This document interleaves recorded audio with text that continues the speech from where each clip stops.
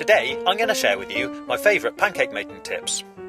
We're going to start by making thick and fluffy American style pancakes, and we're going to need 1 egg, 200 grams of self-raising flour, 250 millilitres of milk, 1 teaspoon of baking powder and a tablespoon of sugar.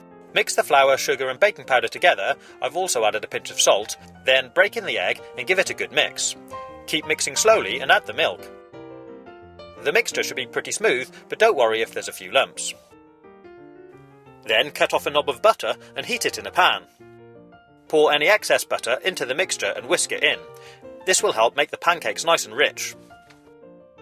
Pour the mixture into a jug and add some to the pan. When you can start seeing air bubbles in the mixture, turn it over and cook the other side. You can serve it with a knob of butter and some maple syrup. Use a metal cookie cutter to make fun-shaped pancakes.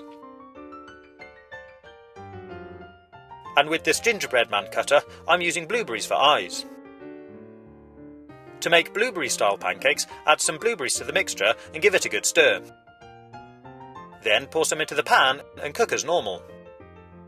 Add some butter or syrup as you like. To toss a pancake, first you need to make sure it's cooked on the underside and slides around smoothly in the pan. Then you need to quickly push the pan away from you and flick it with your wrist so the pancake slides up the back of the pan and over. Make sure there's no oil in the pan because you don't want it to splash out and burn you. If you have any batter left over, you can store it in an empty sauce bottle. Put the lid on and keep it in the fridge. The next morning, give it a good shake, and it's ready for cooking.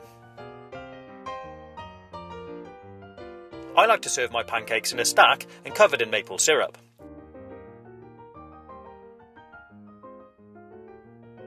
To make the thin European-style pancakes, you need to mix half a pint of milk together with an egg.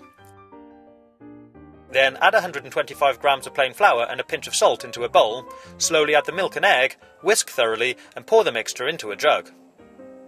Heat some oil in a pan and cook a nice big pancake.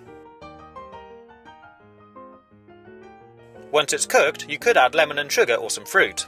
I'm going to cover it in a layer of chocolate spread, then slide it between the prongs of a fork and twist the fork to roll up the pancake.